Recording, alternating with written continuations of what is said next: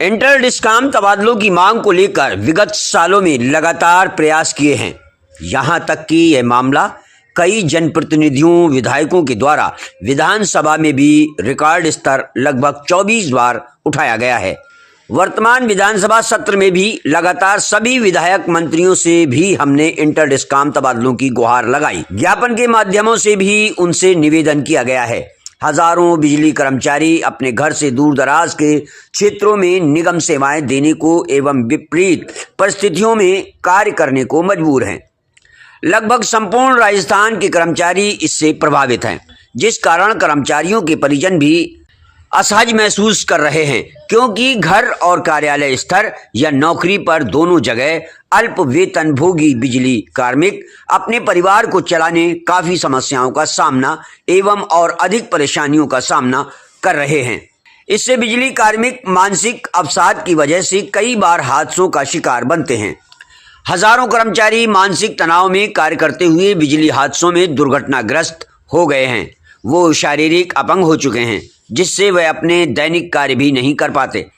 कुछ निगम प्रशासन के अधिकारियों की कुछ ब्यूरोक्रेट्स भी बेवजह इंटर डिस्काम तबादला अटकाते रहे हैं, जबकि सरकार की तरफ से इसके लिए आदेश भी जारी हो चुके हैं। जबकि पूर्व में भी लाडनू अंतरण स्कीम के तहत इंटर डिस्काम तबादले हुए हैं और अभी भी पाली जिले के उपखंड पर जैतारण की प्रक्रिया चल रही है और यही इंटर डिस्काम तबादला अन्य राज्यों में वर्षों से होता भी रहा है। आखिर जब अन्य राज्यों में हो सकता है तो इस राज्य में क्यों नहीं? क्या कारण है? अन्य राज्य एमपी, यूपी, हरियाणा, छत्तीसगढ़ में भी इंटर डिस्काम तबादले हुए हैं, फिर राजस्थान में निगम सरकार के आदेश की पालना क्यों नहीं कर रहे, जबकि इस पर कोई वित्तीय भार भी नहीं है। हमारा सरकार से एक ही निवेदन है, जल्द से जल्द इस आदेश की पालना करवाई जाए, क्योंकि कर्मचारियों में लगातार असंतोष बढ़ रहा है और कर्मचारी आंदोलन की राह पकड़ने को मजबूर हो रहे हैं। अतः समय रहते सरकार इस पर ध्यान दे। पूर्व कांग्रेस सरकार में इस मांग के लिए कृषि मंत्री डॉक्टर किरोड़ीलाल मीणा ने भी कर्मचारियों का भरपूर सहयोग किया था और सरकार के विरोध में बड़ा आंदोलन खड़ा किया था, लेकिन अभी सरकार बार बार निवेदन करने के बाद भी इस पर कोई ध्यान नहीं दे रही। ऐसा नहीं होना चाहिए। ऐसे मेरे सिर पर विष खेलने वाले बहुत थे, लेकिन मैं धन्य हो सवाई माधोपुर की जनता से कि मेरे को बुढ़ापे में मेरी लाज रह गई, मैं विधानसभा में घुस गया।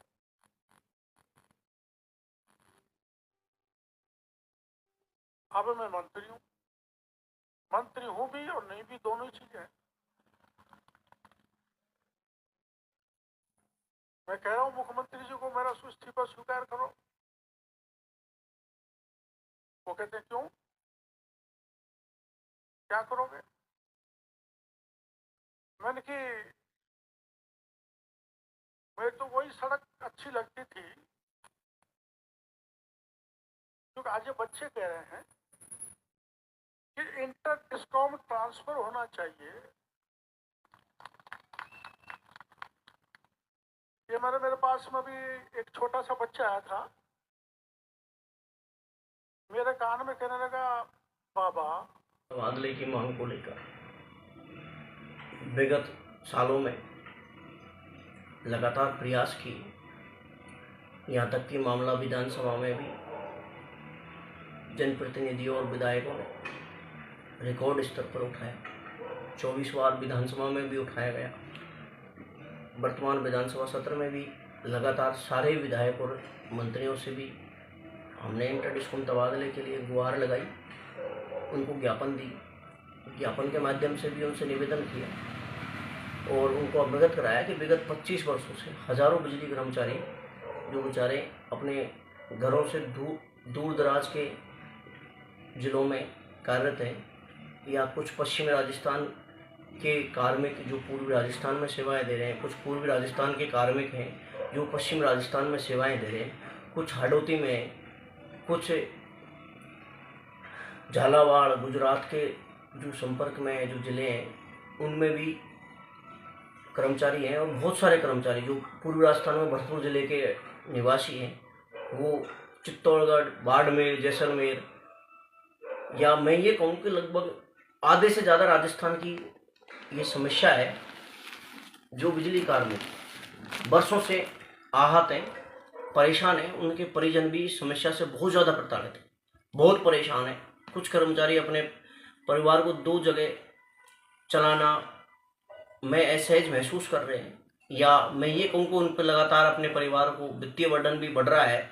2 जगह मैनेज करने में भी उनके सामने बहुत सारी समस्याएं आ रही हैं, और आए दिन हर दिन कोई न कोई बिजली कर्मचारी मानसिक अवसाद में, कहीं न कहीं बिजली हादसों में दुर्घटनाग्रस्त हो रहे हैं, और उनके किसी के हाथ कट गया, किसी का पैर कट गया। मतलब मैं ये आपको ये बताना चाहूँगा कि ज़्यादातर कर्मचारी जो शारीरिक क्षतिग्रस्त हो चुके हैं, जिनमें शारीरिक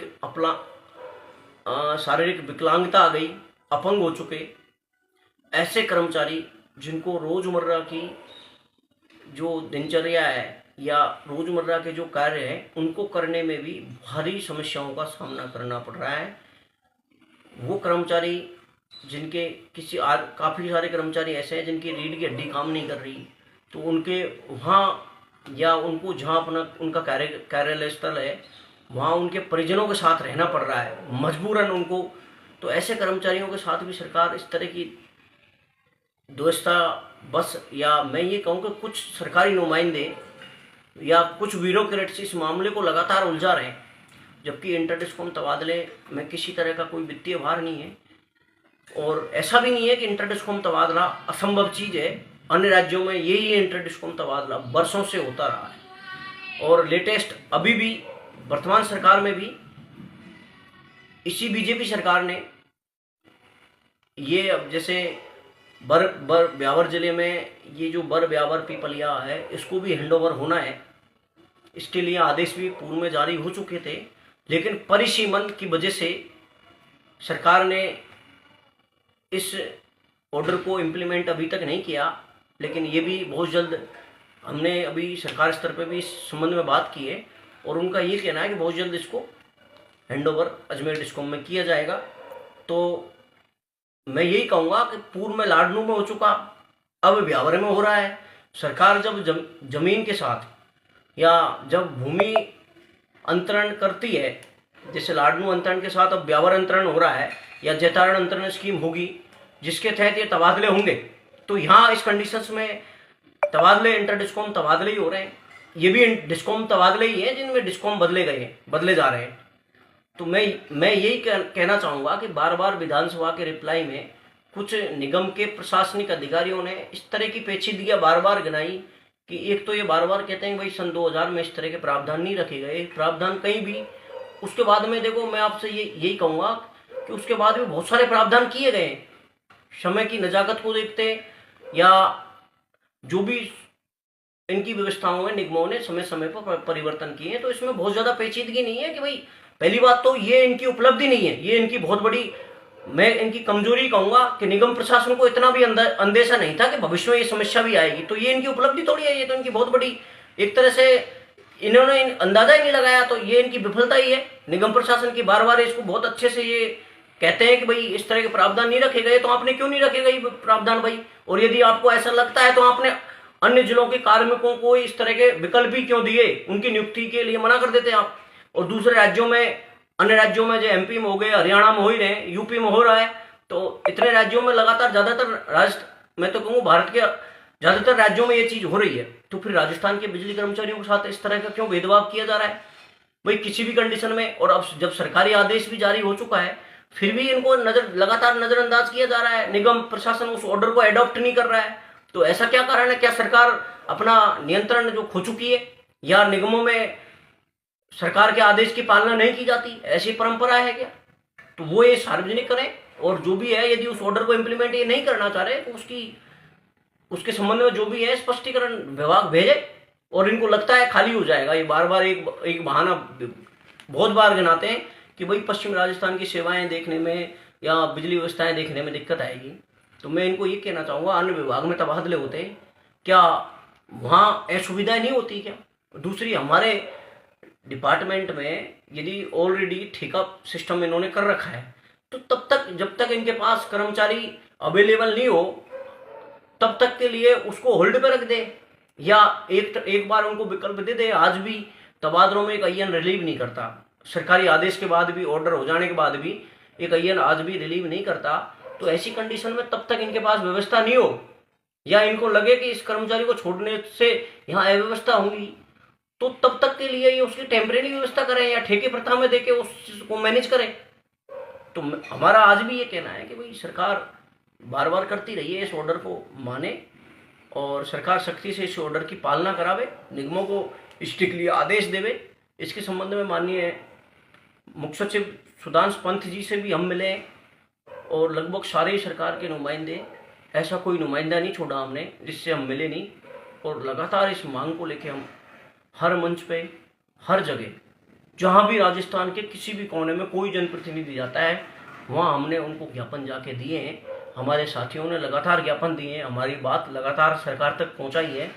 बहुत सारे परिजन, हमारे कुछ परिजन ऐसे हैं बेचारे, वो भी लगातार इस बीच में प्रयास कर रहे हैं, उनके भी कहीं न कहीं विधायकों के मार्फत या जनप्रतिनिधियों को वो समझाने का प्रयास कर रहे हैं कि कहीं न कहीं समस्या का समाधान जल्द भजनलाल सरकार करे, क्योंकि पिछली सरकार में भी इस मुद्दे को माननीय डॉक्टर किरोड़ीलाल मीणा जी ने भी बहुत जोर शोर से उठाया था, और आज उनकी आवाज़ को भी माननीय भजनलाल जी लगातार दबा रहे हैं।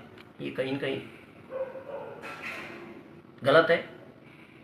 हम आज भी माननीय भजनलाल जी से निवेदन करेंगे कि इन हजारों बिजली कर्मचारी और उनके परिजनों की भावनाओं को समझा जाए और जल्द से जल्द बजट में या सरकार अपना जो भी कैबिनेट अप्रूव करना चाहती है तो कैबिनेट अप्रूव करे और इस समस्या का समाधान करे। रामकेश मीणा, इंटर डिस्कॉम संयुक्त संघर्ष समिति प्रदेश।